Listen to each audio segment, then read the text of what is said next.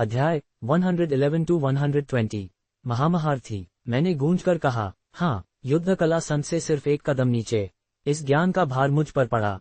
मैं अंधेरे होते समुद्र को घूरता रहा, लहरों को किनारे से टकराते हुए देख रहा था। प्रत्येक एक अंतहीन चक्र में उठता और गिरता था, शक्तिशाली फिर भी अंततः अपने नियंत्रण से परे ताकतों द्वारा शासित होता था। क्या यही मेरा भाग्य भी होना था? वे मुझसे बहुत दूर हैं, मैंने आखिरकार कहा, खासकर अगर मेरे पास सिर्फ 1 साल है। ईशा ने मेज के पार पहुंचा, उसकी उंगलियां मेरी उंगलियों के खिलाफ ब्रश कर रही थीं। ज्यादातर लोगों को एक ही स्तर के माध्यम से प्रगति करने में दशकों लगते हैं। आप जो करने की कोशिश कर रहे हैं वह असंभव। मैंने आपूर्ति की। मैं अभूतपूर्व कहने जा रही थी, उसने एक छोटी सी मुस्कान के साथ सुधार किया। मैंने अपना हाथ मोड़ा ताकि उसका ठीक से पकड़ सकूं। मैं वैसे भी इसे करूंगा। उसकी आंखें चौड़ी हो गईं।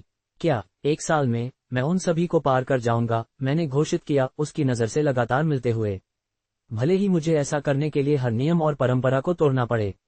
ईशा ने मुझे एक लंबे क्षण के लिए घूर कर देखा और मैंने उसकी अभिव्यक्ति में कुछ बदलते हुए देखा। अविश्वास ने आश्चर्य को रास्ता दिया और फिर कुछ और गहरा जो मेरे दिल को तेज कर गया।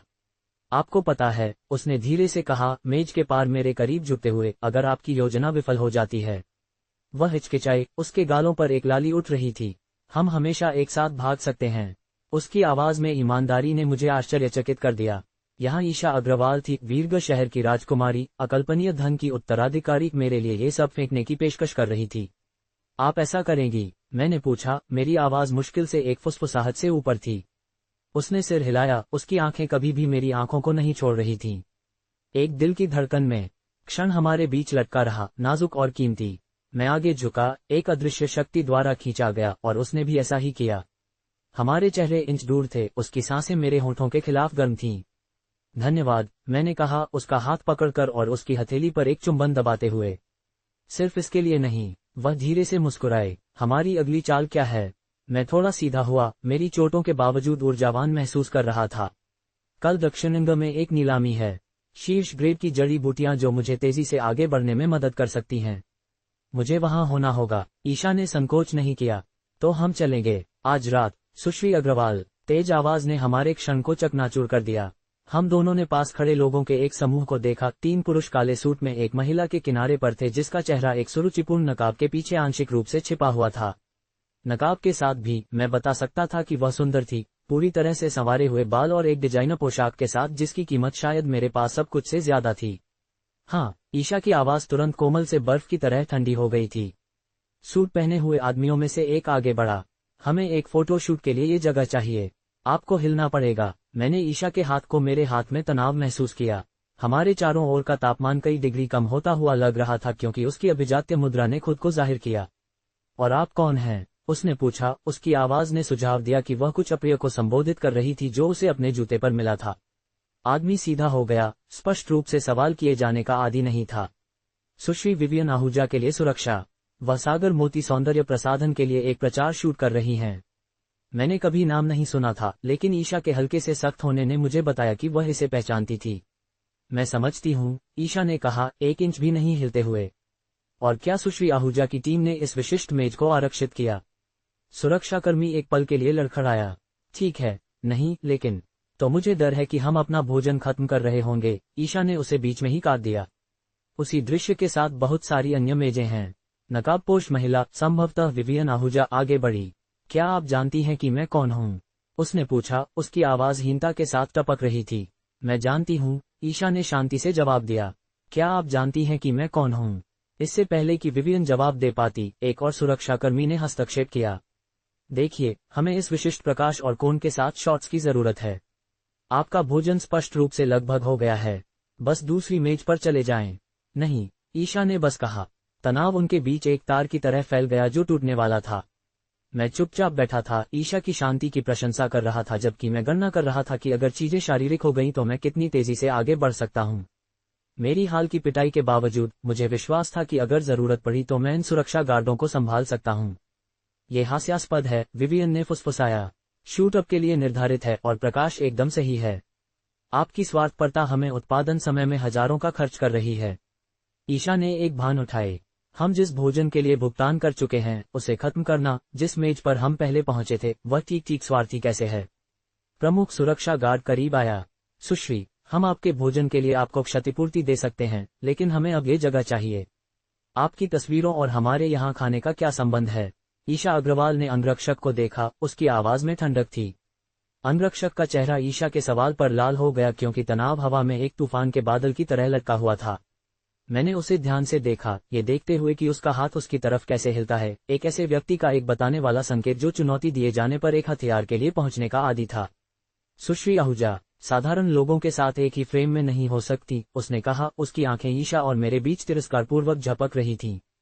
ये ब्रांड छवि को पतला करता है। मैं हंसे बिना नहीं रह सका, जिसने केवल उसके चेहरे को और गहरा कर दिया। कुछ मजेदार, उसने मांग की। बस सोच रहा हूं कि यह ब्रांड छवि कितनी नाजुक होनी चाहिए। मैंने जानबूझकर धीरे धीरे अपने लॉबस्टर का एक और निवाला लेते हुए जवाब दिया। नकाबपोश महिला विवियन आहूजा आगे बढ़ी, उसकी इत्र हमारी मेज पर एक आक्रामक बादल की तरह फैल गई। कास्त्रो, इसे संभालो, उसने मुड़ने से पहले आज्ञा दी। एक महंगा सूट पहने हुए एक आदमी दल से अलग हो गया। सुरक्षा कर्मियों के विपरीत, जिनके पास लड़ाकों का निर्माण और रुख था, वह मैनिक्योर किए हुए नाखूनों और एक चेहरे के साथ पतला था जिसने सुझाव दिया कि उसने शायद ही कभी नहीं शब्द सुना हो। मुझे इसे सरल बनाने दें, कास्त्रो ने कहा, अपनी जैकेट की जेब में पहुंचते हुए। उसने नकदी का एक ढेर निकाला और इसे हमारी मेज पर फेंक दिया, हमारे भोजन पर बिलों को बिखेरते हुए। आपके भोजन और आपके समय के लिए क्षतिपूर्ति। अब जाओ। जैसे ही 100 रुपये का बिल उसके शराब के गिलास में गिरा, ईशा की आंखें खतरनाक रूप से चमक गईं। आपने अभी अभी अपनी 100 रुपये के बिल से 300 रुपये की बोतल बर्बाद कर दी, उसने शांत होकर कहा।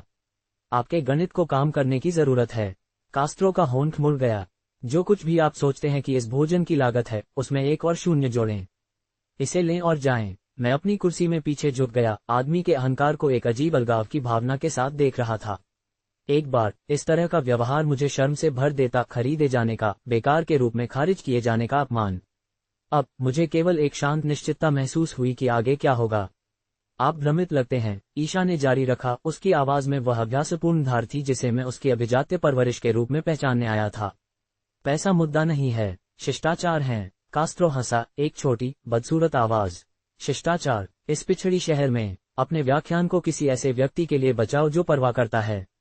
पिछड़ा? ईशा ने एक भान उठाए। ये किसी ऐसे व्यक्ति से आने पर समृद्ध है जिसने स्पष्ट रूप से पिछले हफ्ते अपना पहला डिजाइनर सूट खरीदा था। मैंने उसकी अभिव्यक्ति को एक पल में तिरस्कार से क्रोध में बदलते हुए देखा। क्या आपको कोई अंदाजा है कि मैं कौन हूँ? मैं किसका प्रतिनिधित्व करता हूँ? कोई ऐसा जो मुझे पहचानने के लिए पर्याप्त महत्वपूर्ण नहीं है, ईशा ने अपने हाथ के एक बर्खास्तगीपूर्ण लहर के साथ जवाब दिया। कास्त्रो का चेहरा विकृत हो गया।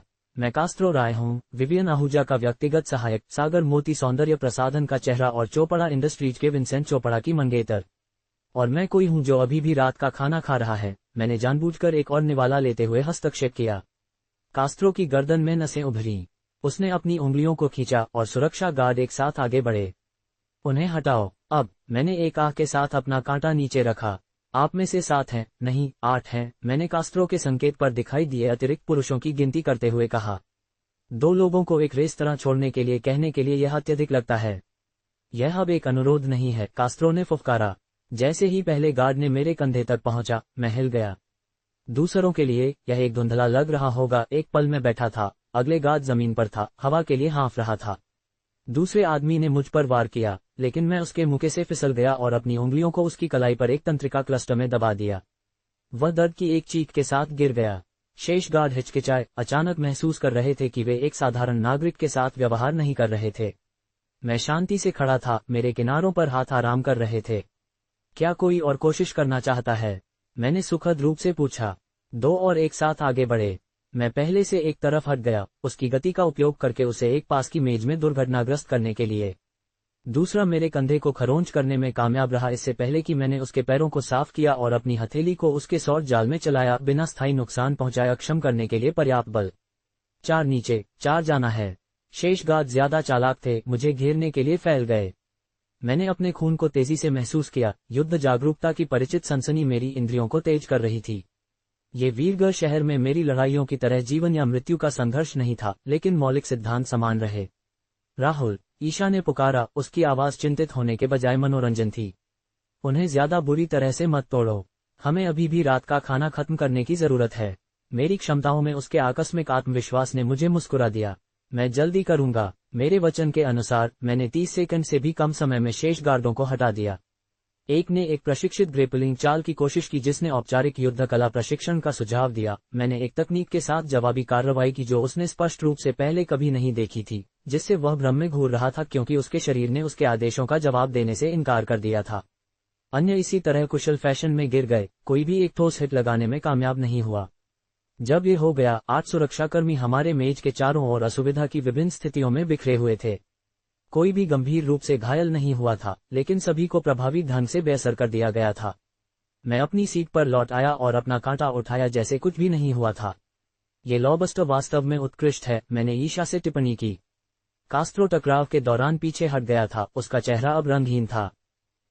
आप इस पर पछतावा करेंगे, वह हकलाया।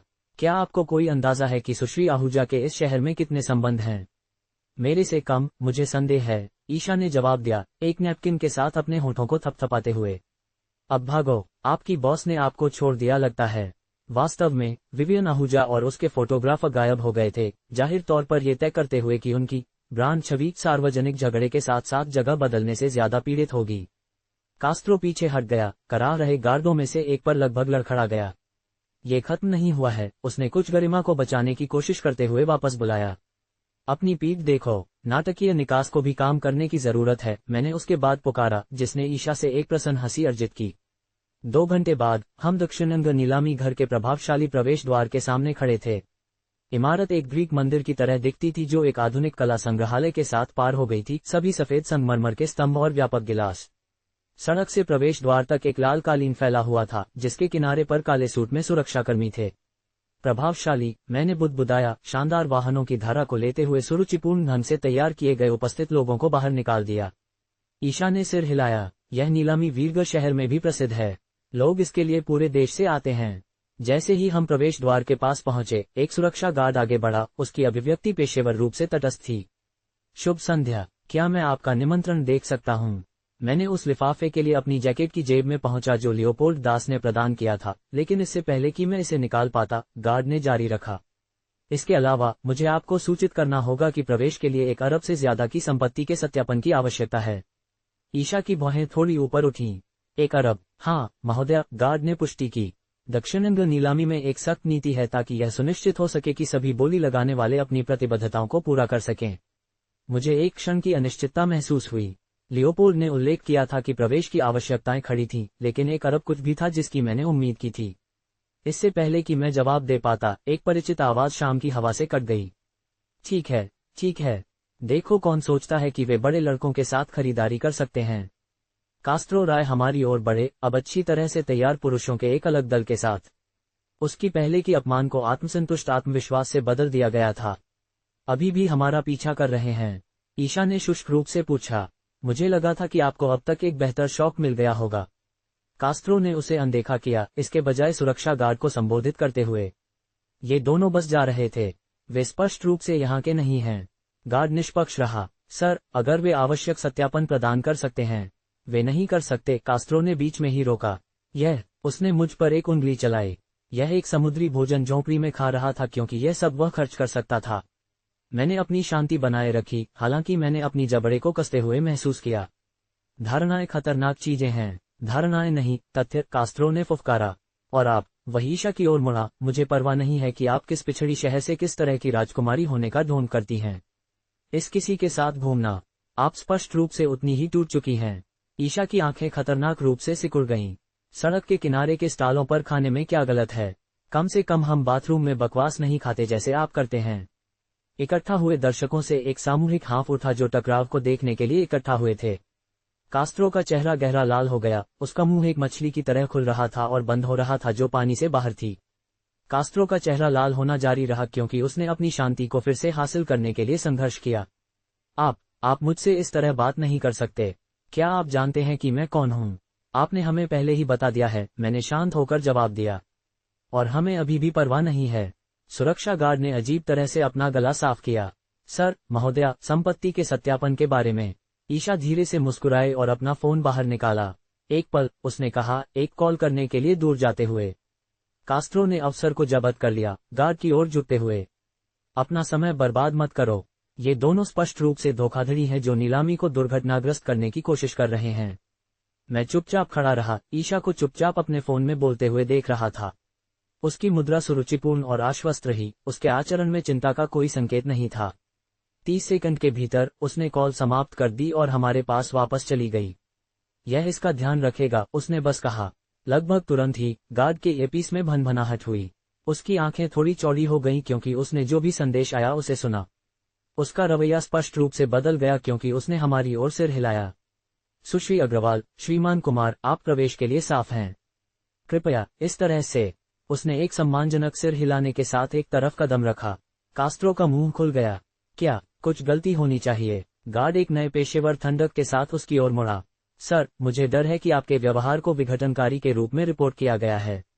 मुझे आपसे परिसर छोड़ने के लिए कहना होगा। क्या आपको पता है कि मैं किसका प्रतिनिधित्व करता हूँ? यह अपमानजनक है। कास्त्रो हकलाया, समर्थन के लिए हताशा से चारों ओर देखते हुए। यदि आवश्यक हो तो सुरक्षा आपको बाहर निकाल देगी, गार्ड ने सपाट रूप से जवाब दिया। मैं अपनी मुस्कान को दबा नहीं सका क्योंकि मैंने ईशा को अपनी बांह की पेशकश की। क्या हम चलें? उसकी उंगलियां मेरे अग्रभाग के चारों ओर नाजुक रूप से लपेट गईं क्योंकि हम कास्त्रो के पास चले गए, जिसका चेहरा अब बैंगनी रंग के एक खतरनाक रंग में बदल गया था। उसकी लगातार विरोध की आवाज फीकी पड़ गई क्योंकि हम भव्य नीलामी हॉल में दाखिल हुए। अंदर का हिस्सा बाहर से भी ज्यादा प्रभावशाली था। क्रिस्टल झूमर मेहराबदार छतों से लटके हुए थे, दुनिया भर के खजाने वाले प्रदर्शन मामलों को रोशन कर रहे थे।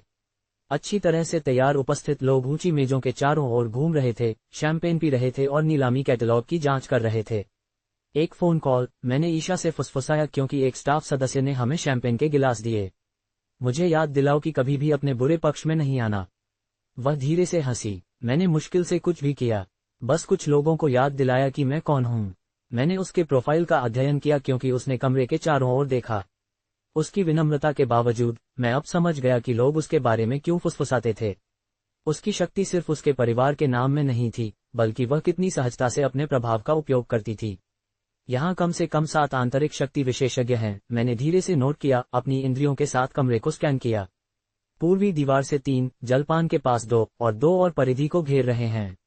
ईशा ने एक भान उठाए। परेशानी की तलाश में, हमेशा इसके लिए तैयारी कर रहे हैं, मैंने जवाब दिया, शैंपेन का एक घूंट लेते हुए। पुरानी आदतें। एक झनकार बजी, जो नीलामी की शुरुआत का संकेत दे रही थी। हमने हॉल के बीच के पास सीटें पाईं, स्पष्ट रूप से देखने के लिए पर्याप्त करीब लेकिन ध्यान आकर्षित करने के लिए इतना करीब नहीं। पहले कई आइटम अनुमानित रूप से असाधारण थे। एक हीरे का हार जो कभी यूरोपीय रॉयल्टी द्वारा पहना जाता था, प्राचीन सिक्कों का एक संग्रह, एक प्रसिद्ध कलाकार से एक पेंटिंग जिसके बारे में मैंने कभी नहीं सुना था। प्रत्येक लाखों में बेचा गया। बोली लगाने वालों से मुश्किल से भावना का एक झिलमिलाहट था। ये लोग एक अलग दुनिया में रहते हैं, मैंने ईशा से फुसफुसाया। वह मेरे करीब झुक गई, उसकी सुगंध मुझे ढंक रही थी। और आप किस दुनिया में रहते हैं, राहुल कुमार? इससे पहले कि मैं जवाब दे पाता, नीलामकर्ता ने अगले आइटम की घोषणा की, एक सीमित संस्करण स्पोर्ट्स कार, केवल 5 में से एक।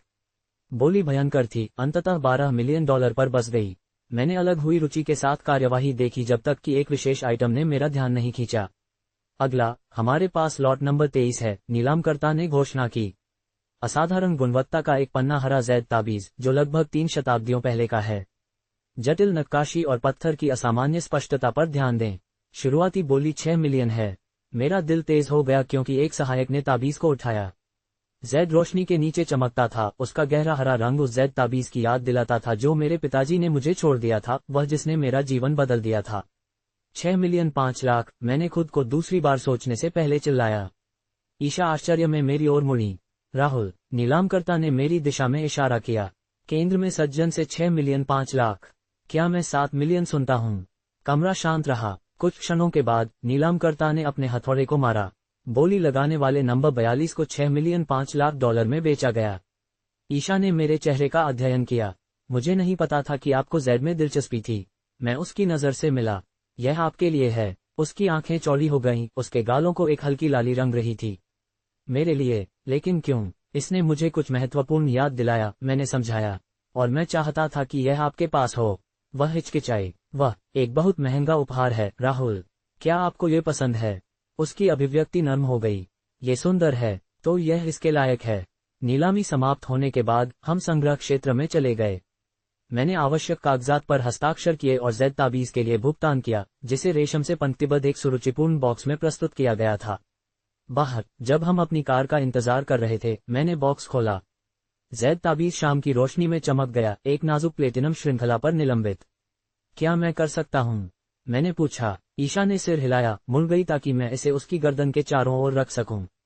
मेरी उंगलियां उसकी त्वचा के खिलाफ ब्रश करती थीं क्योंकि मैंने अखबार को बांध दिया, मेरे माध्यम से एक छोटी सी सिहरन भेज रहा था। उसने ताबीज को हल्के से छुआ। धन्यवाद राहुल, मुझे पहले किसी ने भी ऐसा कुछ नहीं दिया है। यह आप पर सूट करता है, मैंने सच्चाई से कहा। हरा जैद उसे पूरी तरह से पूरक करता था। मैंने उसे जो नहीं बताया वह मेरी खरीद के पीछे का असली कारण था। जैसे ही हम होटल की ओर वापस चले गए, मैंने उसे कार की खिड़की के प्रतिबिंब में ताबीज की प्रशंसा करते हुए देखा। मेरा दिमाग पहले से ही अगले कदम पर काम कर रहा था। जैद सिर्फ एक उपहार नहीं था। मेरे रसायनज्ञ कौशल के साथ मैं इसे एक सुरक्षा धर्म ताबीज में बदल सकता था, एक शक्तिशाली रक्षात्मक ताबीज जो अगर वह खतरे में होती तो स्वचालित रूप से सक्रिय हो जाती। जो पहले हुआ था उसके बाद, जब वह मेरे साथ उसके जुड़ाव के कारण लगभग घायल हो गई थी, तो मैं कोई और मौका नहीं ले सकता था। अगर उसे फिर से कुछ हुआ तो मैं खुद को कभी माफ नहीं करूंगा। जैसे ही ईशा ने मुझे प्रतिबिंब में उसे देखते हुए पकड़ा, वह मुस्कुराए। आप क्या सोच रहे हैं? बस यही कि मुझे खुशी है कि आपको ये पसंद है, मैंने जवाब दिया, उसकी आंखों से ठीक ठीक नहीं मिला। ताबीज उसकी त्वचा के खिलाफ आराम कर रहा था, अभी के लिए साधारण, लेकिन जल्द ही यह मेरी सुरक्षा को जहां भी वह जाती है वहां ले जाएगा। मैंने चुपचाप आज रात परिवर्तन प्रक्रिया शुरू करने की कसम खाई, जबकि वह सो रही थी, ये सुनिश्चित करने में पहला कदम कि मेरे कारण उसे फिर से कभी कोई नुकसान नहीं होगा। उस रात मैं सो नहीं पाया। मेरा मन ईशा के जैद ताबीज को एक सुरक्षा धर्म ताबीज में बदलने के लिए आवश्यक तकनीकों के माध्यम से चलता रहा। जब तक भोर हुई तब तक मैंने पूरी रासायनिक प्रक्रिया को अपने सिर में पहले ही मैप कर लिया था। लेकिन वह इंतजार करना होगा। आज सुबह हमें एक और नीलामी में भाग लेना था, एक जो दुर्लभ साधना संसाधनों का वादा करता था जिसकी मुझे सख्त जरूरत थी। आप थके हुए लगते हैं, ईशा ने टिप्पणी की जब हम भव्य हॉल में दाखिल हुए। उसने अपनी गर्दन पर जैद ताबीज को समायोजित किया, पन्ना पत्थर रोशनी को पकड़ रहा था। बस केंद्रित, मैंने एक छोटी सी मुस्कान के साथ जवाब दिया। आज मुझे एक विशिष्ट जैद प्राप्त करने की जरूरत है। नीलामी हॉल कल के आयोजन से भी ज्यादा भीड़ भरा था। विभिन्न गुटों के धनी साधक इकट्ठा हुए थे, उनकी आभा सूक्ष्म रूप से कमरे की जांच कर रही थी, प्रतिस्पर्धा का आकलन कर रही थी। मैंने अपनी खुद की ऊर्जा को सावधानी से नियंत्रित रखा, अनावश्यक ध्यान आकर्षित नहीं करना चाहता था। जैसे ही हम अपनी सीटों पर बैठे, मैंने एक युवा व्यक्ति को एक बुजुर्ग परिचारक के साथ प्रवेश करते हुए देखा। युवा व्यक्ति ने खुद को सत्ता में पैदा हुए किसी व्यक्ति की अचूक मुद्रा के साथ रखा, ठंडी आंखें, परिष्कृत विशेषताएं और शाश्वत तिरस्कार की एक अभिव्यक्ति। हालांकि जिसने मेरा ध्यान खींचा वह उसके बगल में बूढ़ा आदमी था। उसकी ऊर्जा को सावधानी से छिपाया गया था, लेकिन मैं उसके विनम्र रूप के नीचे जबरदस्त शक्ति को महसूस कर सकता था। वह कौन है? मैंने ईशा से फुसफुसाया। उसने मेरी नजर का पालन किया। वह उत्तरी प्रांतों से राजकुमार आशेर पटेल हैं। उनका परिवार कई प्रमुख खानों और दुर्लभ जड़ी बूटियों के बगीचों को नियंत्रित करता है। बूढ़ा आदमी उनका व्यक्तिगत सलाहकार और रक्षक है। नीलामी सामान्य धूमधाम और परिस्थिति के साथ शुरू हुई। मैं बढ़ती अधीरता के साथ शुरुआती पेशकशों के माध्यम से बैठा रहा जब तक कि नीलामकर्ता ने आखिरकार उस आइटम की घोषणा नहीं की जिसका मैं इंतजार कर रहा था। अगला, हमारे पास असाधारण शुद्धता का एक दुर्लभ शाही हरा जैद है। सही पारदर्शिता और रंग की गहराई पर ध्यान दें। इस ग्रेड का जैद मिलना तेजी से मुश्किल हो रहा है। हम बोली 8 मिलियन पर शुरू करेंगे। मैंने तुरंत अपना पैडल उठाया। 8 मिलियन। कई अन्य पैडल ऊपर गए, जल्दी से कीमत को 12 मिलियन तक बढ़ा दिया। एक एक करके बोली लगाने वाले बाहर हो गए जब तक कि केवल 2 शेष नहीं रहे, मैं और राजकुमार आशेर पटेल। 15 मिलियन, मैंने चिल्लाया, खुद को उस सीमा तक धकेल रहा था जो मैं खर्च कर सकता था। राजकुमार आशेर पटेल की ठंडी नजर क्षण भर के लिए मेरी ओर झपकी, इससे पहले कि उसने अपना पैडल उठाया। 16 मिलियन। उसके बगल में बैठा बुजुर्ग आदमी कुछ फुसफुसाने के लिए झुका। उसने जो भी कहा उसने युवा राजकुमार को थोड़ा सीधा कर दिया। 17 मिलियन, मैंने मुकाबला किया, अपनी भान पर पसीना महसूस कर रहा था। यह उससे परे था जो मैंने खर्च करने की योजना बनाई थी, लेकिन यह जैद मेरी साधना में मेरे अगले सफलता के लिए आवश्यक था। 20 मिलियन, राजकुमार आशेर पटेल ने बिना किसी हिचकिचाहट के जवाब दिया। मेरा दिल डूब गया। मैं खुद को दिवालिया किए बिना ज्यादा नहीं जा सकता था। जैसे ही मैं हार मानने वाला था, ईशा ने शांति से अपना पैडल उठाया। 30 मिलियन, उसने स्पष्ट रूप से घोषणा की, उसकी आवाज पूरे हॉल में फैल रही थी। भीड़ के माध्यम से एक बड़बड़ाहट फैल गई। राजकुमार आशेर पटेल की आंखें सिकुड़ गईं क्योंकि उसने सीधे ईशा को देखा, फिर मुझे। एक क्षण के तनाव के बाद उसने एक मुश्किल से समझने योग्य सिर हिलाने के साथ अपना पैडल नीचे कर दिया। 30 मिलियन एक बार जा रहा है। 2 बार सुश्री अग्रवाल को बेचा गया। नीलामकर्ता ने घोषणा की, अप्रत्याशित रूप से उच्च कीमत पर अपने उत्साह को छिपाने में असमर्थ था। मैं ईशा की ओर मुड़ा, दंग रह गया। आपको ऐसा नहीं करना था। मैं चाहती थी, उसने बस जवाब दिया। इसे हमारी साझेदारी में एक निवेश माने। इससे पहले कि मैं जवाब दे पाता, नीलामकर्ता ने अगले आइटम को प्रस्तुत किया। देवियों और सज्जनों, अब हमारे पास एक सच्चा खजाना है। 100 वर्षीय जिनसेंग राजा। मानवरूपी आकार और समृद्ध एम्बर रंग को देखें, इसकी असाधारण उम्र और शक्ति के संकेत। दर्शकों ने सराहनापूर्वक हाँफ दिया। यहाँ तक कि दूरी से भी मैं देख सकता था कि जिनसेंग के बारे में कुछ गलत था। इसकी ऊर्जा हस्ताक्षर कमजोर, समाप्त हो गई थी। इस असाधारण नमूने के लिए 100 मिलियन की शुरुआती बोली, नीलामकर्ता ने घोषणा की। कई पैडल तुरंत ऊपर उठ गए। मैं अभी भी रहा, जिनसेंग का अधिक सावधानी से अध्ययन कर रहा था। इसकी प्रभावशाली उपस्थिति के बावजूद मैं बता सकता था कि इसे पहले से ही आंशिक रूप से संसाधित किया गया था। किसी ने इसकी बाहरी उपस्थिति को बनाए रखते हुए इसके अधिकांश औषधीय गुणों को निकाला था। ये शुरुआती बोली के शायद 10वें हिस्से के लायक था। कमरे के पार से मैंने देखा कि राजकुमार आशेर पटेल भी बोली नहीं लगा रहे थे। उसकी आंखों में वही आकलन था जो मैंने किया था। हमारी नजरें संक्षेप में मिली और मुझे एहसास हुआ कि उसने वही दोष पहचाना था। वह उससे ज्यादा जानकार था जितना मैंने उसे श्रेय दिया था। जिनसेंग अंततः एक उल्लासित संग्रहकर्ता को 120 मिलियन में बेचा गया, जिसे कोई अंदाजा नहीं था कि उसे अभी अभी धोखा दिया गया था। मुझे लगभग उसके लिए खेद महसूस हुआ। आपने बोली नहीं लगाई, ईशा ने देखा। ये समाप्त हो गया था, मैंने धीरे से समझाया। किसी ने पहले ही इसका सार निकाला था। खरीदार ने एक खाली खोल के लिए भुगतान किया। नीलामी विभिन्न वस्तुओं के साथ जारी रही जो खगोलीय रकम के लिए हाथ बदल रही थीं। मैं सोचना शुरू कर रहा था कि हम कुछ भी मूल्य का नहीं देखेंगे जब नीलामकर्ता ने ध्यान देने के लिए बुलाया। अब देवियों और सज्जनों, हम दिन के हमारे स्टार आइटम को प्रस्तुत करते हैं। एक सहायक ने एक छोटे बर्तन को बाहर निकाला जिसमें एक मुरझाया हुआ, अविस्मरणीय पौधा था जिसमें गांठदार तने और सुस्त पत्तियां थीं। दर्शकों के माध्यम से भ्रमित बड़बड़ाहट फैल गई। यह विनम्र नमूना, नीलामकर्ता ने जारी रखा, प्राचीन अंधकार घाटी की गहराई से काटा गया एक जंगली बहुपुष्पी बहुभुज है। अधिकांश दर्शक अचंभित दिखे, कुछ तो खुलकर हंसे भी, लेकिन मैंने अपने नाड़ी को तेज होते हुए महसूस किया क्योंकि मैं आगे झुका। अगर यह वही था जो मैंने सोचा था कि यह था, क्या ये किसी तरह का मजाक है? किसी ने चिल्लाया, यह एक आम खरपतवार की तरह दिखता है। नीलामकर्ता ने जानते हुए मुस्कुराया। अप्रशिक्षित आंख के लिए शायद। हम बोली 50 मिलियन पर शुरू करेंगे। कमरा चुप हो गया। अधिकांश बोली लगाने वालों ने भ्रमित नजरें बदलीं। लेकिन मैं जानता था कि मैं क्या देख रहा था, एक अविश्वसनीय रूप से दुर्लभ साधना संसाधन जिसे ज्यादातर लोग पहचान नहीं पाएंगे। विनम्र उपस्थिति ने अपने असली मूल्य को छिपाया। ये प्राचीन उत्कृष्ट गांठदार जड़ी बूटी थी जो साधना बाधाओं को तोड़ने और मध्याह्न क्षमता को बढ़ाने में मदद कर सकती थी। मैंने कमरे के पार देखा और पाया कि राजकुमार आशेर पटेल भी सीधे बैठे थे। उसकी आंखें पौधे पर उत्सुकता से टिकी हुई थीं। उसका बुजुर्ग साथी उसके कान में तत्काल फुसफुसा रहा था।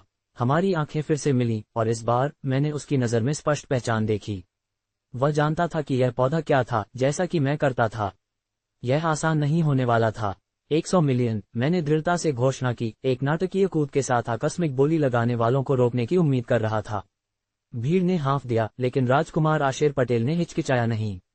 150 मिलियन। बुजुर्ग परिचारक अपने मालिक के करीब झुक गया, तेजी से बोल रहा था। राजकुमार आशेर पटेल ने एक बार सिर हिलाया, उसकी अभिव्यक्ति दृढ़ संकल्प के साथ सख्त हो गई। ये गांठदार जड़ी बूटी, उसने जोर से घोषणा की ताकि हर कोई सुन सके, कम से कम 200 साल पुरानी है। मुझे ये होना चाहिए। उसकी दृढ़ घोषणा हवा में लटकी हुई थी, एक चुनौती सीधे मुझ पर निर्देशित थी। असली लड़ाई अभी शुरू हो रही थी और यह विनम्र खरपतवार आसानी से $1 अरब का आदेश दे सकता था इससे पहले कि बोली हो जाती। 2 अरब, मैंने दृढ़ता से कहा, आत्मविश्वास के साथ अपना पैडल उठाया जो मुझे पूरी तरह से महसूस नहीं हुआ। नीलामी हॉल दंग रह गया। बस कुछ क्षण पहले हम अधिकांश उपस्थित लोगों के लिए एक अविस्मरणीय खरपतवार के रूप में दिखाई देने वाले मूल्य पर बहस कर रहे थे, लेकिन मैं बेहतर जानता था ये प्राचीन उत्कृष्ट गांठदार जड़ी बूटी, ये बहुपुष्पी बहुभुज, ठीक वही था जो मुझे अपनी अगली सफलता के लिए चाहिए था। आशेर पटेल की भौहें आश्चर्य में मेहराबदार हो गईं इससे पहले कि उसके होंठ एक मुस्कुराहट में मुड़ गए। 3 अरब, उसने सुचारू रूप से मुकाबला किया, उसकी आवाज अब शांत हॉल में फैल रही थी। मैंने अपने जबड़े को कस लिया। 3 अरब पहले से ही मेरी वित्तीय क्षमताओं की सीमाओं को खींच रहा था। जो पैसा मैंने उपयोग करने की योजना बनाई थी वह पूरी तरह से मेरा नहीं था। यह विभिन्न व्यापारिक उद्यमों से उधार ली गई पूंजी थी जो मैंने हाल के महीनों में स्थापित की थी। 4 अरब, मैंने कुछ विचार विमर्श के बाद चिल्लाया। भीड़ के माध्यम से एक सामूहिक हाँफ फैल गई। नीलामकर्ता की आंखें चौड़ी हो गईं क्योंकि उसने आशेर पटेल और मेरे बीच देखा। स्पष्ट रूप से अपने प्रतिष्ठान के लिए अप्रत्याशित लाभ से प्रसन्न था। 5 अरब, आशेर ने बिना किसी हिचकिचाहट के जवाब दिया। मेरा दिल डूब गया। 5 अरब उससे परे था जो मैं यथोचित रूप से प्रतिबद्ध हो सकता था। मैं हिचकिचाया। मेरा पैडल हवा में अनिश्चित रूप से मंडरा रहा था क्योंकि मैंने अपने विकल्पों की गणना की। 6 अरब, मेरे बगल में आवाज ने सभी को चौंका दिया। ईशा ने अपना पैडल उठाया था। उसका चेहरा शांत दृढ़ संकल्प का एक नकाब था। मैं उसकी ओर मुड़ा, आंखें चौड़ी। ईशा, आप क्या हैं? मैं आपकी मदद कर रही हूं, उसने फुसफुसाया। अपनी आंखें आशेर पटेल से नहीं हटा रही थी। आपको इस जड़ी बूटी की जरूरत है। आशेर का चेहरा झुंझलाहट के साथ अंधेरा हो गया। 7 अरब, उसने तड़क से कहा। 8 अरब, ईशा ने तुरंत मुकाबला किया। आशेर के बगल में बुजुर्ग नौकर झुक गया, उसके कान में कुछ तत्काल फुसफुसाते हुए। आशेर का चेहरा संक्षेप में विकृत हो गया इससे पहले कि उसने खुद को बनाया। 9 अरब, उसने घोषणा की। उसकी आवाज बढ़ती क्रोध के साथ तंग थी। एक धड़कन को याद किए बिना ईशा ने फिर से अपना पैडल उठाया। 10 अरब, पूरा हॉल चौंका देने वाली बड़बड़ाहट में फट गया। एक पौधे के लिए 10 अरब, यह अनसुना था, यहां तक कि सबसे दुर्लभ साधना संसाधनों के लिए भी। मैं ईशा को घूर रहा था, मेरा मुंह थोड़ा खुला था। ये बहुत ज्यादा है, मैंने तत्काल फुसफुसाया। वह मेरी ओर मुड़ी, उसकी आंखें दृढ़ संकल्प और कुछ और का मिश्रण दर्शाती थीं जिसे मैं पूरी तरह से नहीं रख सकता था। एक उदासी जो स्पष्ट जीत के इस क्षण में बेमेल लग रही थी। इसे मेरा उपहार माने, उसने धीरे से जवाब दिया। एक आखिरी उपहार, एक आखिरी उपहार। उसका क्या मतलब था? इससे पहले कि मैं उससे आगे सवाल कर पाता, मैंने देखा कि नीलामी हॉल पूरी तरह से शांत हो गया था। आशेर पटेल अपने बुजुर्ग साथी के साथ गहनता से परामर्श कर रहा था, जो एक अनंत काल की तरह महसूस हुआ। उसके बाद बूढ़ा आदमी खड़ा हो गया और नीलामकर्ता की ओर थोड़ा झुक गया। यह विनम्र सेवक दक्षिणेंद्र पटेल परिवार का प्रतिनिधित्व करता है, उसने घोषणा की। उसकी आवाज ने अपनी कोमलता के बावजूद आश्चर्यजनक अधिकार लिया। शायद यहाँ युवा स्वामी को पता नहीं है कि वह किसके खिलाफ प्रतिस्पर्धा कर रहा है। मेरे स्वामी आशेर पटेल हैं, पटेल परिवार के राजकुमार। उसका बयान हवा में लटका हुआ था, स्पष्ट रूप से एक धमकी रणनीति के रूप में इरादा था। हॉल में बड़बड़ाहट तेज हो गई, यहाँ तक कि नीलामकर्ता भी असहज लग रहा था। बुजुर्ग आदमी ने जारी रखा, इस बोली युद्ध को लंबा करने के बजाय शायद हम एक अधिक उचित व्यवस्था पर आ सकते हैं। मेरे स्वामी इस जड़ी बूटी को छोड़ने के बदले में एक महत्वपूर्ण एहसान की पेशकश करने के लिए तैयार होंगे। सभी की आंखें मेरी ओर मुड़ गईं। संदेश स्पष्ट था, मुझसे ऐसे शक्तिशाली परिवार के सामने पीछे हटने की उम्मीद थी। मैं धीरे धीरे अपनी सीट से उठा, बुजुर्ग नौकर के साथ आंख से संपर्क बनाए रखा। मैं पटेल परिवार की उदार पेशकश की सराहना करता हूं, मैंने सावधानी से जवाब दिया, लेकिन मुझे डर है कि मुझे मना करना होगा। ये जड़ी बूटी मेरी जरूरतों के लिए आवश्यक है। आशेर पटेल अचानक खड़ा हो गया, उसका चेहरा क्रोध से लाल हो गया। क्या आपको कोई अंदाजा है कि आप किसे मना कर रहे हैं? पटेल परिवार को मना किए जाने की आदत नहीं है। मैंने उसकी नजर से लगातार मिला। मेरा कोई अनादर करने का मतलब नहीं था, मुझे बस इस विशेष संसाधन की बहुत जरूरत है। 10 अरब एक बार जा रहा है। नीलामकर्ता ने घबराकर हस्तक्षेप किया। आशेर की आंखें खतरनाक रूप से सिकुड़ गईं। मुझे पूरी उम्मीद है कि आप आज जो खरीदा है उसे सुरक्षित रूप से दूर ले जाने में सक्षम हैं, उसने कहा। उसकी आवाज एक अचूक धमकी ले जा रही थी। मेरी रीढ़ की हड्डी से एक ठंडक दौड़ गई, लेकिन मैंने अपनी शांत अभिव्यक्ति बनाए रखी। 10 अरब 2 बार जा रहा है, नीलामकर्ता ने जारी रखा। युवा स्वामी, पास के एक साधक ने तत्काल मुझे फुसफुसाया, अपनी स्थिति पर फिर से विचार करें। पटेल परिवार ने इससे बहुत कम पर अनगिनत शक्तिशाली हस्तियों को बर्बाद कर दिया है। वे अपनी क्षमा के लिए नहीं जाने जाते हैं, दूसरे ने जोड़ा। उसकी आवाज में वास्तविक चिंता थी। 10 अरब स्वामी कुमार को बेचा गया। नीलामकर्ता ने अंतिम रूप से अपने हथौड़े को नीचे लाते हुए घोषणा की। भीड़ बिखरने लगी, कई लोग मेरी तरफ सहानुभूतिपूर्ण नजरें डाल रहे थे। आशेर पटेल और उसका बुजुर्ग साथी खड़े रहे, मुझे नग्न दुश्मनी के साथ घूर रहे थे। चलो, ईशा ने बुदबुदाया, धीरे से मेरी बांह को खींचते हुए। आइए लेन देन पूरा करें और छोड़ दें। जैसे ही हम भुगतान काउंटर के पास पहुंचे, मैं अपनी पीठ में आंखें बोर होते हुए महसूस कर सकता था। जो अभी अभी हुआ था उसका भार डूबने लगा था।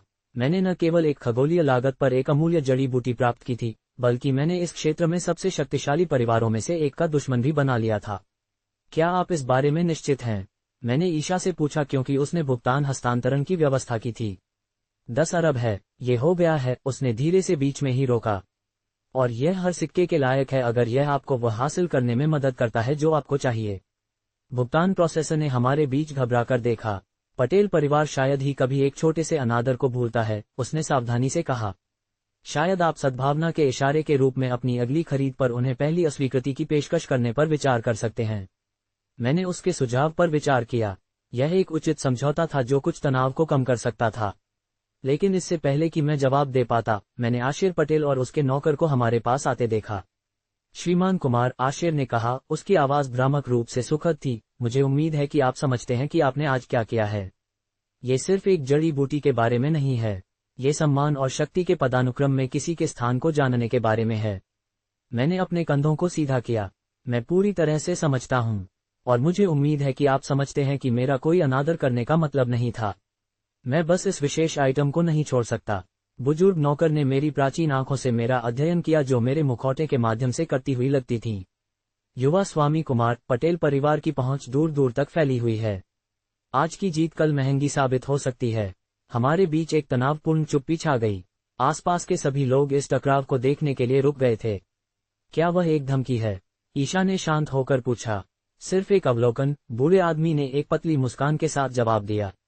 इतिहास ने दिखाया है कि उन लोगों के साथ क्या होता है जो पटेल परिवार के खिलाफ खड़े होते हैं। आशिर करीब आया, उसकी आवाज लगभग एक फुसफुसाहट तक गिर गई। मैं इस अनादर को याद रखूंगा कुमार, और आपको इस पर पछतावा होगा। उन शब्दों के साथ वह मुड़ा और चला गया। उसका नौकर बारीकी से पीछा कर रहा था। भुगतान प्रोसेसर ने घबराकर अपना गला साफ किया। आपकी खरीद की पुष्टि हो गई है स्वामी कुमार। क्या आप सुरक्षित डिलीवरी सुनिश्चित करने के लिए एक एस्कॉर्ट चाहेंगे? मैंने पेशकश पर विचार किया। परिस्थितियों को देखते हुए अतिरिक्त सुरक्षा होना बुद्धिमान हो सकता है। एक साधक जिसने पूरे आदान प्रदान को देखा था मेरे पास आया। युवा स्वामी, मैंने पटेल परिवार को बहुत कम के लिए विरोधियों को कुचलते देखा है। वे प्रमुख व्यापार मार्गों को नियंत्रित करते हैं, नीलामी घरों को प्रभावित करते हैं और अनगिनत छिपे हुए एजेंट हैं। जब तक आप अभी भी कर सकते हैं तब तक आपको फिर से विचार करना चाहिए। मैंने मुरझाए हुए पौधे को देखा जिसने ऐसी कला पैदा की थी, एक अविस्मरणीय दिखने वाली जड़ी बूटी जिसमें असाधारण क्षमता थी। क्या यह ऐसे खतरनाक दुश्मन बनाने के लायक था? अच्छे इरादे वाले अजनबी की चिंतित नजर से मिलते हुए मैंने एक शांति के साथ जवाब दिया जो मुझे पूरी तरह से महसूस नहीं हुआ। मैं आपकी चिंता की सराहना करता हूँ, लेकिन मैं अभी भी कोशिश करना चाहता हूँ। शब्द भाग्य के लिए ही एक चुनौती की तरह हवा में लटके रहे। गांठदार जड़ी बूटी का वजन मेरी जेब में उसके भौतिक द्रव्यमान से ज्यादा भारी महसूस हुआ क्योंकि हम नीलामी घर से दूर चले गए। 10 अरब संख्या अभी भी मेरे सिर को घुमा रही थी। मैंने यात्री सीट में मेरे बगल में ईशा को देखा। उसका प्रोफाइल शांत था क्योंकि वह दक्षिण इंद्र के लुप्त होते क्षितिज पर खिड़की से बाहर देख रही थी। मुझे अभी भी विश्वास नहीं हो रहा है कि आपके पिताजी ने इतनी जल्दी धन हस्तांतरित कर दिया, मैंने हमारे बीच आरामदायक चुप्पी को तोड़ते हुए कहा। ईशा एक छोटी सी मुस्कान के साथ मेरी ओर मुड़ी। जब मैंने अपने पिताजी को बताया कि यह आपके लिए महत्वपूर्ण था तो उन्होंने हिचकिचाया नहीं। वह सम्मान करते हैं जो आपने हासिल किया है राहुल। मैंने सिर हिलाया, आभार और असुविधा का एक अजीब मिश्रण महसूस कर रहा था। अग्रवाल परिवार के धन तक पहुंच होना अभी भी कुछ ऐसा था जिससे मैं समायोजित हो रहा था। बस कुछ महीने पहले मैं गुजर बसर कर रहा था और अब 10 अरब मेरे लिए एक दूसरे विचार के बिना हाथ बदल गया। मैं इसे वापस भुगतान करूंगा, मैंने वादा किया। एक बार जब मैं इस गांठदार जड़ी बूटी के साथ आत्म प्रतिष्ठा तक पहुंच जाता हूं तो मेरी क्षमताएं तेजी से बढ़ेंगी। अकेले मेरे कीमिया से आए। रुको, ईशा ने धीरे से अपना हाथ मेरे हाथ पर रखा। यह एक ऋण नहीं है, यह एक उपहार है। मैंने अनिच्छा से एक सिर हिलाने के साथ उसकी उदारता को स्वीकार किया, अपना ध्यान घुमावदार सड़क पर वापस कर दिया। हम अब शहर की सीमाओं को छोड़ रहे थे जो हमें मुख्य राजमार्ग पर वापस ले जाएंगे। दक्षिणंग के बाहरी इलाके सुंदर थे, लुढ़कती पहाड़ियां जो प्राचीन पेड़ों और धनी परिवारों की कभी कभी जागीर से बिखरी हुई थीं जो गोपनीयता पसंद करते थे। आप जानते हैं, सब कुछ के बावजूद मुझे हमेशा दक्षिणंग पसंद आया है। मैंने मूड को हल्का करने की कोशिश करते हुए सोचा, इसमें कुछ ऐसा है जो प्रामाणिक महसूस होता है। ईशा धीरे से हंसी। प्रामाणिक? क्या हम इसे मुश्किल से छिपे हुए शक्ति संघर्षों और सदियों पुराने पारिवारिक झगड़ों को कह रहे हैं? मैं मुस्कुराया। ठीक है, कोई दिखावा नहीं, कम से कम यहाँ खतरे खुद की घोषणा करते हैं। मेरे शब्द मेरे गले में मर गए क्योंकि मैं एक मोड़ के चारों ओर घूम गया और आगे संकीर्ण सड़क को अवरुद्ध करने वाले वाहनों को देखा। 3 काली एसयूवी ने एक बाधा बनाई और कई पुरुष इंतजार कर रहे थे। मैंने केंद्रीय व्यक्ति को तुरंत पहचान लिया, आशिर पटेल। उसका चेहरा आत्मसंतुष्ट संतुष्टि में सेट था। धिक्कार है, मैंने बड़बड़ाया कार को धीमा करते हुए। ईशा मेरे बगल में तनाव में थी। मुझे पता था कि वह इसे जाने नहीं देगा। मैंने जल्दी से हमारे विकल्पों का आकलन किया। सड़क घूमने के लिए बहुत संकीर्ण थी और दोनों तरफ के तटबंधों को चलाने के लिए बहुत खड़ी थीं। हमें प्रभावी रूप से घेर लिया गया था। ईशा, मैंने कहा, मेरी आवाज शांत थी, मेरे शिराओं में अब एड्रेनालाइन बह रहा था। जो कुछ भी होता है, कार में रहो। दरवाजे बंद कर दो। उसकी आंखें अवहेलना में चमक गईं। मैं आपको अकेले उनका सामना नहीं करने दूंगी। कृपया, मैंने जोर दिया। अगर यह बदसूरत हो जाता है तो मुझे ये जानने की जरूरत है कि आप सुरक्षित हैं। मेरी अभिव्यक्ति में कुछ ने उसे मना लिया होगा। जब मैंने कार को नाकाबंदी से लगभग 20 फीट दूर रोक दिया तो उसने अनिच्छा से सिर हिलाया। मैंने बाहर निकलने से पहले एक बार उसका हाथ निचोड़ा, दरवाजे को मेरे पीछे मजबूती से बंद कर दिया। मैंने स्वचालित तालों के आकर्षक क्लिक को सुना क्योंकि मैं आशेर पटेल और उसके दल से मिलने के लिए आगे बढ़ा। आशेर आकस्मिक अहंकार के साथ खड़ा था। उसके बगल में 6 पुरुष थे जिसमें बुजुर्ग नौकर भी था जो नीलामी में उसके साथ था। बूढ़े आदमी की आंखें मुझे गणनात्मक तीव्रता के साथ देख रही थीं जिसने मेरी रीढ़ की हड्डी में ठंडक भेज दी। कुमार, आशेर ने पुकारा जैसे ही मैं पास आया। मैं प्रभावित हूं कि आप में रुकने की हिम्मत थी। ज्यादातर लोगों ने कुछ हताश करने की कोशिश की होगी। मैं उनसे लगभग 10 फीट दूर रुक गया, अपने हाथों को दिखाई दिया लेकिन एक पल के नोटिस पर जाने के लिए तैयार था। आप क्या चाहते हैं, पटेल? मैं क्या चाहता हूं? आशेर ने अतिरंजित अविश्वास के साथ दोहराया। मैं वह चाहता हूं जो मेरा सही है। गांठदार जड़ी बूटी जो आपने आज मुझसे चुराई। मैंने कुछ भी नहीं चुराया, मैंने समान रूप से जवाब दिया। मैंने इसे नीलामी में निष्पक्ष रूप से जीता। आशेर का चेहरा अंधेरा हो गया। पटेल परिवार की जरूरतों की बात आती है तो कुछ भी उचित नहीं है। उस जड़ी बूटी का वादा मुझे नीलामी घर द्वारा किया गया था। वे जानते थे कि मैं बोली लगा रहा हूं। आपका हस्तक्षेप अप्रत्याशित और अवांछित था। मैंने देखा कि बुजुर्ग नौकर ने अपना वजन थोड़ा बदल दिया। उसकी आंखें मुझे कभी नहीं छोड़ रही थीं। उसके बारे में कुछ खतरनाक था जिसने आशेर के हंसने से कहीं ज्यादा मेरे तंत्रिकाओं को किनारे पर सेट कर दिया। मुझे खेद है कि आप ऐसा महसूस करते हैं, मैंने सावधानी से कहा। लेकिन लेन देन पूरा हो गया है। गांठदार जड़ी बूटी मेरी है।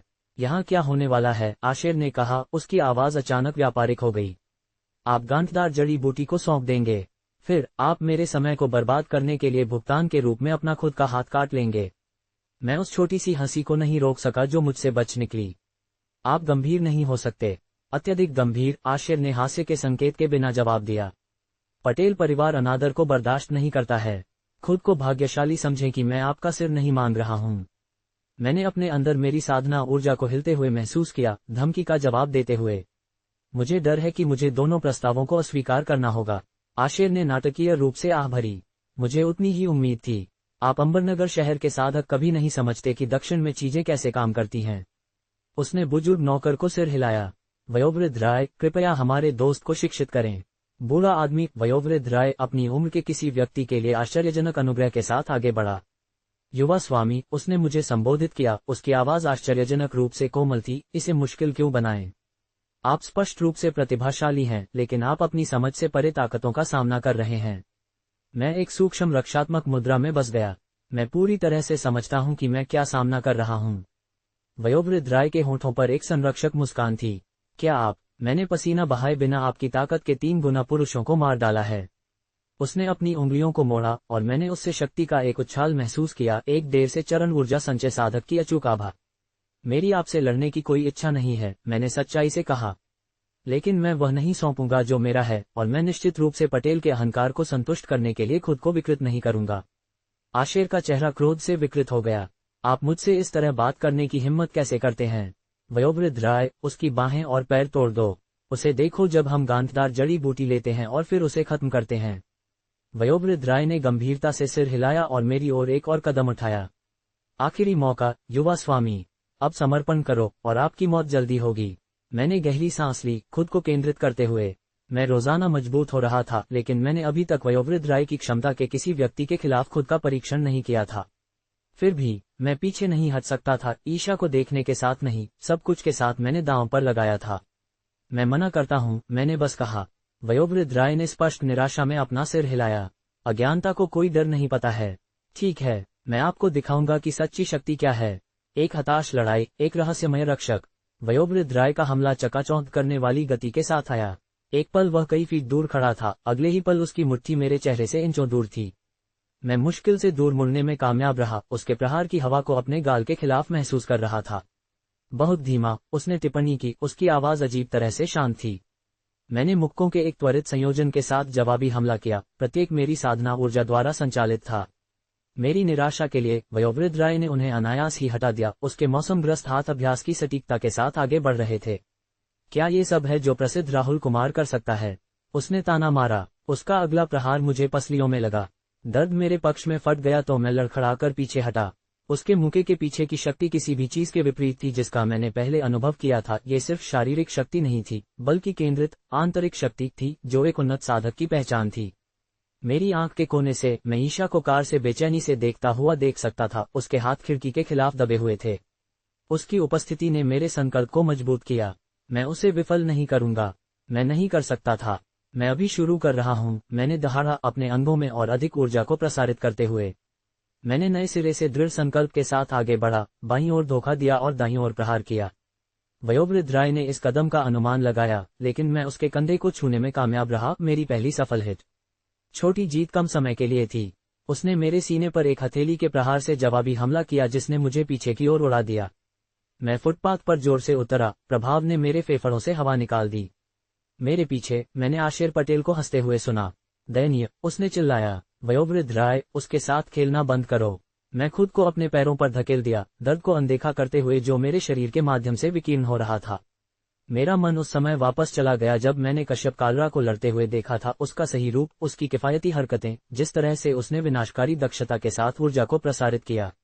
मैंने तब से युद्ध कला का जुनूनी रूप से अध्ययन किया था, लेकिन सिद्धांत वयोवृद्ध राय जैसे गुरु के खिलाफ बुरी तरह से अपर्याप्त साबित हो रहा था। बुजुर्ग आदमी अब मेरे चारों ओर घूम रहा था। उसकी आंखें गणना कर रही थीं। आप में क्षमता है युवा स्वामी। आपको मारना लगभग शर्म की बात है। तो मत करो, मैंने कड़वाहट से सुझाव दिया। वह पतला मुस्कुराया। आदेश आदेश हैं। उसने फिर से हमला किया, इस बार इतने तेज प्रहारों की झड़ी के साथ कि वे लगभग अदृश्य थे। मैंने जो कुछ भी कर सकता था उसे अवरुद्ध कर दिया। जहां मैं पूरी तरह से बच नहीं सकता था वहां तिरछे वार किए और एक उद्घाटन के लिए हताश होकर खोजा। उसकी मुट्ठी का प्रत्येक प्रभाव स्टील के हथौड़ों से मारे जाने जैसा महसूस हुआ। मेरी आंख के ऊपर एक कद से खून टपक गया तो मैं लड़खड़ाकर पीछे हटा। मेरी सांसें बेदम थीं, मेरी मांसपेशियां जल रही थीं। वयोवृद्ध राय ने पसीना भी नहीं बहाया था। आप बेजोड़ हैं, उसने तथ्यपरक रूप से कहा। आप ऊर्जा संचय के शुरुआती चरणों तक पहुंच गए हैं, लेकिन मैं दशकों से शिखर पर रहा हूं। हमारे बीच का अंतर स्वर्ग और पृथ्वी जैसा है। मैंने फुटपाथ पर खून थूका। तो मुझे बस ऊंचाई तक पहुंचना होगा। अपने भंडार पर गहराई से आकर्षित होकर मैंने अपनी ऊर्जा को अपनी दाहिनी मुट्ठी में केंद्रित किया। तकनीक जोखिम भरी थी। एक प्रहार में बहुत अधिक शक्ति केंद्रित करना मुझे कमजोर छोड़ सकता था, लेकिन मुझे कुछ महत्वपूर्ण करना था। वयोवृद्ध राय ने अपनी भान उठाई, मेरी बढ़ती ताकत को महसूस करते हुए। रोचक, मैं आगे बढ़ा। मेरी दाहिनी बांह मेरे पीछे खींची गई क्योंकि ऊर्जा मेरी मुट्ठी के चारों ओर स्पष्ट रूप से एक साथ मिल गई थी। आखिरी क्षण में मैंने प्रहार को उजागर किया, इसके पीछे वह सब कुछ डाल दिया जो मेरे पास था। वयोवृद्ध राय थोड़ा बदल गया, अवरुद्ध करने के बजाय पुनर्निर्देशित कर रहा था। मेरी मुट्ठी उसके पक्ष को छू गई और मैंने अपनी कुछ ऊर्जा के जुड़ने के रूप में संतोषजनक प्रभाव महसूस किया। वह हंसमुख हो गया, पहला संकेत कि मैंने उसे कोई असुविधा दी थी। छोटी जीत ने मुझे खर्च किया। हमले के लिए पूरी तरह से प्रतिबद्ध होने के बाद मैं उसके जवाबी हमले के खिलाफ बचाव नहीं कर सका। उसकी कोहनी मेरे मंदिर में दुर्घटनाग्रस्त हो गई, मेरी दृष्टि में सितारों को फटते हुए भेज दिया। इससे पहले कि मैं ठीक हो पाता, उसके पैर ने मेरे पैरों को मेरे नीचे से निकाल दिया। मैं फिर से जमीन पर गिर गया, इस बार और कठिन। मेरा सिर घूम रहा था, मेरे अंग अचानक भारी हो गए थे। राहुल, ईशा की दबा हुआ चिल्लाहट कार के अंदर से आया। मैं खुद को ऊपर धकेलने की कोशिश की लेकिन वापस नीचे गिर गया।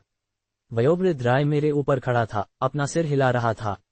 आप में दिल है, मैं आपको वह दूंगा, उसने कहा। उसे पहले ही खत्म करो, आशेर पटेल ने अधीरता से पुकारा। हम समय बर्बाद कर रहे हैं। वयोवृद्ध राय नीचे पहुंचा और मुझे गले से पकड़ लिया। मुझे आसानी से ऊपर उठा लिया जब तक कि मेरे पैर जमीन के ऊपर लटक नहीं गए।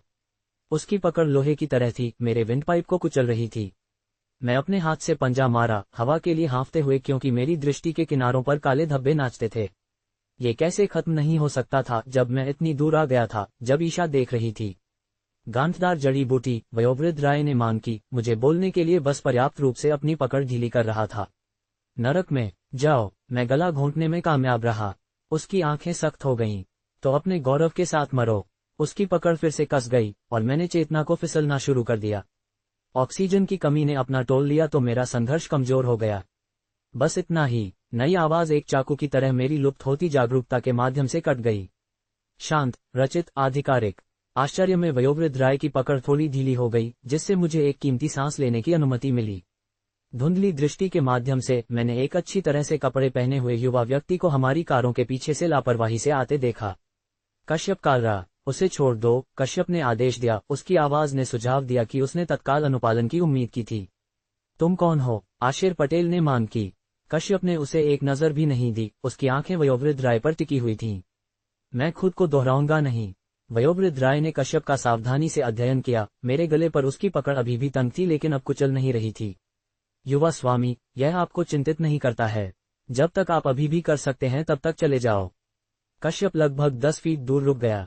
उसकी मुद्रा में कुछ भी धमकी भरा नहीं था। हाथ लापरवाही से उसकी पीठ के पीछे बंधे हुए थे। अभिव्यक्ति तटस्थ थी, फिर भी उसके बारे में कुछ खतरनाक अधिकार विकीर्ण हुआ। मैंने कहा कि उसे छोड़ दो, कश्यप ने दोहराया, प्रत्येक शब्द को ठीक से व्यक्त किया। आशिर पटेल ने जाहिर तौर पर पर्याप्त था। वयोवृद्ध राय, कुमार को खत्म करने के बाद इस हस्तक्षेप करने वाले मूर्ख को मार डालो। वयोवृद्ध राय हिचकिचाया। उसकी आंखें कश्यप को कभी नहीं छोड़ रही थीं। मैं उनके बीच कुछ गुजरते हुए महसूस कर सकता था। कुछ अनकहा मूल्यांकन हो रहा था। स्वामी पटेल, वयोवृद्ध राय ने वापस बुलाया। ये युवा स्वामी, उसके बारे में कुछ असामान्य है।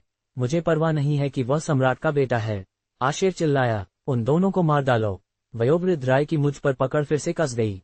कश्यप ने आह भरी, जैसे कि निराश। कुमार, उसने मुझे बुलाया। जब वह आपको छोड़ता है तो कार में जाओ और सुश्री अग्रवाल की देखभाल करो। मैं इसे संभाल सकता हूँ। मैं हाँफ गया। गौरव मेरी बहुत ही वास्तविक शारीरिक सीमाओं के साथ लड़ रहा था।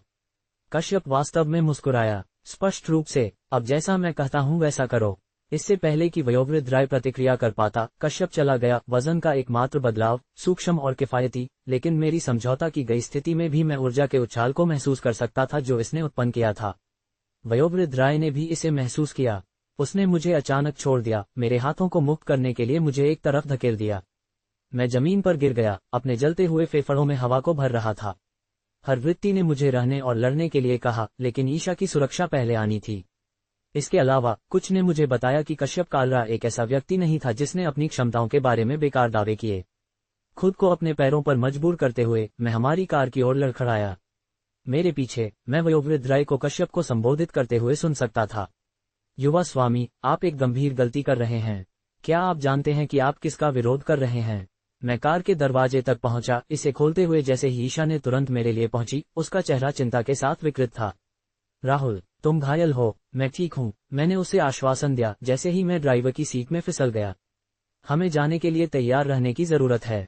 विंडशील्ड के माध्यम से हमने देखा कि कश्यप अपनी पीठ के पीछे अपने हाथों से खड़ा था, चुपचाप पुराने नौकर को देख रहा था। वयोवृद्ध राय ने छींका, एक लड़ाई की मुद्रा को अपनाते हुए। बच्चे, तुम्हारे चुनाव पर पछतावा करने के लिए अभी भी समय है। मैं कार की सुरक्षा से देख रहा था क्योंकि कश्यप कालरा ने वयोवृद्ध राय का सामना किया। उनके बीच का अंतर स्पष्ट था। वयोवृद्ध राय अपनी लड़ाई की मुद्रा में, मांसपेशियां तनी हुई और तैयार थीं, जबकि कश्यप अपनी पीठ के पीछे अपने हाथों से लापरवाही से खड़ा था। आखिरी मौका, वयोवृद्ध राय ने दहाड़ा। उसका मौसमग्रस्त चेहरा झुंझलाहट के साथ मुड़ा हुआ था। एक तरफ हट जाओ या मरो। कश्यप की अभिव्यक्ति अपरिवर्तित रही। तुम मुझे उबाते हो। क्या हुआ अगले? इतनी जल्दी हुआ कि मैं इसे लगभग चूक गया। वयोवृद्ध राय आगे बढ़ा। उसकी मुट्ठी में कंक्रीट को तोड़ने के लिए पर्याप्त बल था। कश्यप ने तरल अनुग्रह के साथ बगल में कदम रखा। प्रहार से बचने के लिए बस पर्याप्त रूप से आगे बढ़ रहा था।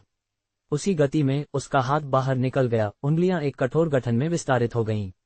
शक्ति का कोई नाटकीय विस्फोट नहीं था, ऊर्जा का कोई भड़कीला प्रदर्शन नहीं था, बस सटीकता। उसके हाथ ने शल्य चिकित्सा सटीकता के साथ वयोवृद्ध राय की छाती को छेद दिया। दुनिया रुक गई लगती थी।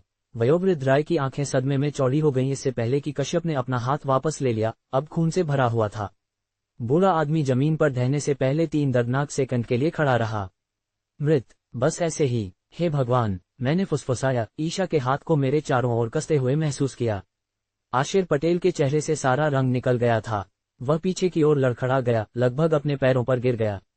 तुमने उसे मार डाला। वह हकलाया, कश्यप पर एक कांपते हुए उंगली को इंगित करते हुए। क्या आप जानते हैं कि वह कौन था? वह शिखर स्तर पर एक ऊर्जा संचय विशेषज्ञ था। कश्यप ने एक बेदाग रुमाल के साथ अपने खूनी हाथ को पोंछ दिया इससे पहले कि इसे वयोवृद्ध राय की लाश पर फेंक दिया। क्या वह था, मैं बता नहीं सका। आकस्मिक बर्खास्तगी ने मेरी रीढ़ की हड्डी में बर्फ भेज दी।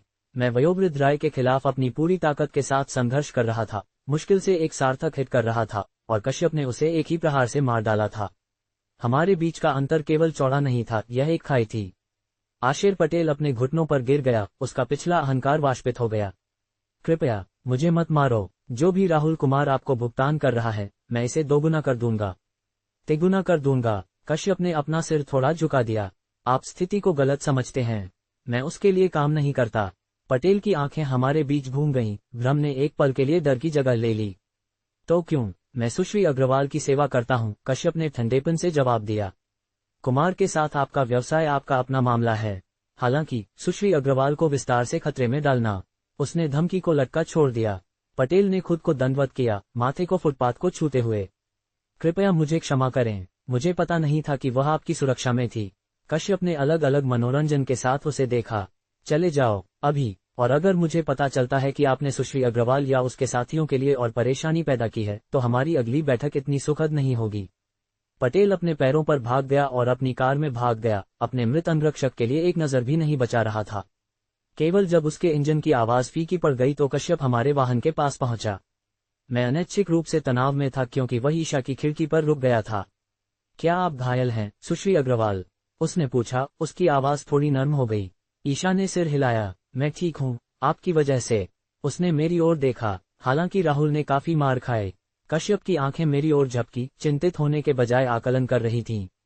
वह ठीक हो जाएगा। हालांकि मैं आपको उचित मुकाबला तकनीकों को सिखाने का सुझाव देता हूं, कुमार। आपका रूप भयानक है। आलोचना चुप गई, लेकिन मैं बहस नहीं कर सका। मैंने अभी जो देखा था, उसने मेरी लड़ने की क्षमताओं के बारे में किसी भी भ्रम को तोड़ दिया था। आपको किसने सिखाया? मैंने खुद को रोकने से पहले पूछा। एक मुस्कान का भूत उसके चेहरे को पार कर गया। लोग जो वयोवृद्ध राय को मुंह के फेंकने वाले बच्चे की तरह दिखते हैं। कश्यप कार से पीछे हट गया। मैंने अपना दायित्व पूरा कर लिया है। सुश्री अग्रवाल, कृपया हमारे समझौते को याद रखें। ईशा ने सिर हिलाया। बेशक। एक मामूली धनुष के साथ वह मुड़ गया और चला गया, वयोवृद्ध राय के शरीर को सड़क में छोड़े गए कचरे की तरह छोड़ दिया। हमें जाना चाहिए, ईशा ने धीरे से कहा, मेरी बांह निचोड़ते हुए। इससे पहले कि कोई आता है। मैंने सिर हिलाया, कांपते हुए हाथों से इंजन शुरू किया। जैसे ही हम दूर चले गए, एक विचार ने मुझे खा लिया। मुझे मजबूत होने की जरूरत थी, बहुत मजबूत। उस शाम बाद में हमने शहर के बाहरी इलाके में एक साधारण होटल में जांच की। कमरे को सुरक्षित करने के बाद मैं बिस्तर पर गिर गया। एड्रेनालाइन दुर्घटना हर चोट और कट को ध्यान के लिए चिल्ला रही थी। ईशा मेरे बगल में बैठ गई, मेरी माथे पर एक विशेष रूप से बुरा कट का निरीक्षण करते हुए धीरे से उंगलियों से। जब मैंने आपको भागने के लिए कहा तो आपको भागना चाहिए था, और आपको उनके साथ छोड़ दें। मैंने मजाक उड़ाया। जब उसने घाव पर एंटीसेप्टिक लगाया तो वह कराहता हुआ था। कोई मौका नहीं। वह मुस्कुराई, लेकिन उसकी आंखें गंभीर रहीं। आप मेरी रक्षा नहीं कर सकते अगर आप मर चुके हैं, राहुल। मैं अभी तक मरा नहीं हूं, मैंने जिद्दी से जवाब दिया। ईशा ने आह भरी। नहीं, लेकिन अगर कश्यप नहीं आया होता तो आप हो सकते थे। वह रुक गई, उसकी उंगलियां मेरे मंदिर पर टिकी हुई थीं। आपको कोई अंदाजा नहीं था कि आप किसके खिलाफ थे। मुझे अब पता है, मैंने स्वीकार किया। उसे लड़ते हुए देखना, ये शक्ति के एक पूरी तरह से अलग स्तर को देखने जैसा था। वह क्या है? एक आंतरिक शक्ति महागुरु। ईशा ने सिर हिलाया। वीरगढ़ शहर में सबसे कम उम्र में से एक। कालरा परिवार ने पीढ़ियों से चमत्कार पैदा किए हैं। मैंने छत को घूर दिया, मेरे दिमाग में लड़ाई को फिर से खेला। एक चाल, बस इतना ही लगा था। मुझे मजबूत होने की जरूरत है। आप होंगे, उसने आश्चर्यजनक दृढ़ विश्वास के साथ कहा। लेकिन अभी आपको आराम करने की जरूरत है। वह खड़ी हो गई, खूबसूरती से खिंचाव। मैं एक स्नान करने जा रही हूँ। जब तक मैं चली जाती हूँ तब तक बहुत ज्यादा उदास न होने की कोशिश करें। मैं एक मुस्कान का प्रबंधन करने में कामयाब रहा। कोई वादा नहीं। जैसे ही बाथरूम का दरवाजा उसके पीछे बंद हो गया, मैंने अपनी आंखें बंद कर ली। थकावट मेरी चेतना पर खींच रही थी, लेकिन नींद नहीं आएगी। मेरा मन कश्यप की सहज हत्या को फिर से खेलता रहा, जिस तरह से वह ऐसी घातक सटीकता के साथ चला गया था। 20 मिनट बाद बाथरूम का दरवाजा खुल गया। सुगंधित भाप का एक बादल जारी हुआ। मैंने अपनी आंखें खोली और तुरंत मेरे मस्तिष्क ने शॉर्ट सर्किट महसूस किया। ईशा दरवाजे पर खड़ी थी, उसके बाल नम और अस्त व्यस्त थे। एक साधारण सफेद बागे के अलावा कुछ भी नहीं पहने हुए थे जो उसके वक्रों से चिपके हुए थे। पतला कपड़ा कल्पना के लिए बहुत कम छोड़ गया। उसके नीचे उसके शरीर की सिलहूट को प्रकट करता था। पानी की बूंदों ने उसके उजागर पैरों के नीचे चमकदार रास्तों का पता लगाया। बेहतर महसूस कर रहे हैं। उसने मासूमियत से पूछा, लेकिन उसकी आंखों में चमक ने सुझाव दिया कि वह ठीक से जानती थी कि वह क्या प्रभाव डाल रही थी। मैंने जवाब देने के लिए अपना मुंह खोला, लेकिन कोई शब्द बाहर नहीं आया। एक अचानक गर्मी मेरे शरीर में भर गई, जो मैंने कभी अनुभव किया था सबसे अपमानजनक। नाक से खून बहने में समाप्त हुआ। मैं हकलाया, अपनी नाक को चुटकी लेने के लिए हाथापाई कर रहा था, जबकि एक ही समय में कहीं भी देखने की कोशिश कर रहा था, लेकिन उस पर ईशा हंस पड़ी, एक संगीत ध्वनि जिसने मेरे शर्मिंदगी को केवल तेज कर दिया। आप इस तरह से कार्य करते हैं जैसे आपने पहले कभी बागे में एक महिला को नहीं देखा है, एक जो आपकी तरह दिखता है। मैंने खुद को रोकने से पहले बाहर निकाल दिया। वह मुस्कुराई, मेरे जवाब से प्रसन्न थी और कमरे को पार करके मेरे बगल में बिस्तर पर बैठ गई। गद्दा उसके वजन के नीचे थोड़ा डूब गया, उसे करीब ला रहा था। मैं उसकी ताजी धुली हुई त्वचा को सूंघ सकता था, चमेली का एक संकेत और कुछ विशिष्ट रूप से ईशा। आप जानते हैं, उसने धीरे से कहा, उसकी उंगलियां मेरे हाथ का रास्ता ढूंढ रही थीं, मेरी त्वचा पर हल्के से पीछे चल रही थीं। आपको मुझे देखने से कभी डरने की जरूरत नहीं है, राहुल। उसके स्पर्श ने मेरे शरीर के माध्यम से बिजली भेज दी। वे नाजुक उंगलियां जिन्होंने कुछ मिनट पहले मेरे घावों को संभाला था, अब पूरी तरह से एक अलग तरह की आग लगा दी। मैं डरता नहीं हूं, मैं कामयाब रहा, हालांकि मेरे रेसिंग दिल ने अन्यथा सुझाव दिया। वह करीब झुक गई, उसके होंठ मेरे से बस इंच दूर थे। उसके बागे का ढीला नेकलाइन थोड़ा फिसल गया, उसके कंधे के चिकने वक्र को प्रकट करते हुए, और उसके नीचे क्या था? तो मुझे बताओ, उसने फुसफुसाया, उसकी उंगलियां मेरे कॉलरबोन का पता लगाने के लिए फिसल रही थीं। आप क्या करना चाहते हैं? ईशा का सवाल हमारे बीच हवा में लटका हुआ था, वादे से भरा हुआ था। उसकी उंगलियों ने मेरे कॉलरबोन पर आलसी पैटर्न का पता लगाया, जिससे मेरी रीढ़ की हड्डी में कंपकंपी आई। पतला सफेद बागे उसकी अभी भी नम त्वचा से चिपके हुए थे, नीचे के वक्रों की झलकियां दिखा रहे थे। सब कुछ उसके बारे में, उसकी गंध, उसका स्पर्श, उसके शरीर की गर्मी मेरे बहुत करीब थी, नशीली थी। मैं उसे चाहता था, हे भगवान, मैं उसे कितना चाहता था। लेकिन कुछ ने मुझे वापस पकड़ लिया, अधिक इच्छाशक्ति के साथ जो मुझे पता था कि मेरे पास था। मैंने धीरे से उसके भटकते हुए हाथ को मेरे हाथ में पकड़ा। ईशा, मैंने कहा, मेरी आवाज संयमित इच्छा के साथ खुरदरी थी। मैं नहीं कर सकता। भ्रम उसकी सही विशेषताओं के पार चमक गया, उसके बाद चोट की एक चमक आई जिसने मेरे पेट को मरोड़ दिया। आप मुझे नहीं चाहते हैं। ये बिल्कुल भी नहीं है, मैंने समझाया, उसके हाथ को निचोड़ते हुए। मैं आपको उससे ज्यादा चाहता हूं जितना मैंने कभी कुछ भी चाहा है, लेकिन इस तरह नहीं। उसने अपना हाथ थोड़ा वापस ले लिया।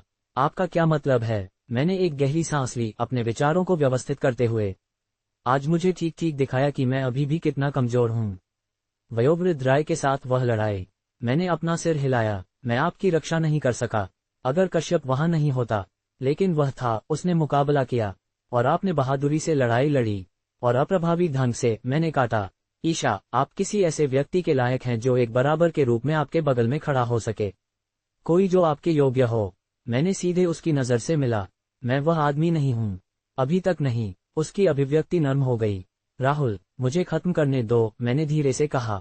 मैं किसी भी चीज से ज्यादा आपके साथ रहना चाहता हूं, लेकिन जब ऐसा होता है तो मैं कोई ऐसा व्यक्ति बनना चाहता हूं जो वास्तव में आपकी रक्षा कर सके, कोई ऐसा व्यक्ति जो आपके बगल में खड़े होने के लायक हो। एक छोटी सी मुस्कान ने उसके होठों को घुमा दिया। और कौन तय करता है कि आप कब योग्य हैं? आप। शायद, मैंने स्वीकार किया, या शायद जब मैं वयोवृद्ध राय जैसे किसी व्यक्ति का सामना कर सकता हूं बिना मेरे गधे को मेरे पास दिए। मैंने एक व्यंग्यात्मक मुस्कान के साथ पल को हल्का करने की कोशिश की। मैं बस समय मांग रहा हूं। ईशा ने एक लंबे क्षण के लिए मेरे चेहरे का अध्ययन किया, उसकी आंखें मेरी खोज कर रही थीं। आखिरकार, उसने सिर हिलाया। मैं इसका सम्मान कर सकती हूं। वह आगे झुक गई और मेरे गाल पर एक नर्म चुंबन दबाया, बस मुझे पागल करने के लिए काफी देर तक। लेकिन मुझे बहुत देर तक इंतजार मत कराना। जैसे ही उसने वापस खींचा, मैंने उसकी आंखों में समझ की एक झलक पकड़ी जिसने मेरी छाती को तंग कर दिया। इस अविश्वसनीय महिला ने मुझमें कुछ ऐसा देखा जो इंतजार करने लायक था। मैं नहीं करूंगा, मैंने वादा किया। और ईशा, धन्यवाद। किस लिए? समझने के लिए, मुझ पर हार न मानने के लिए।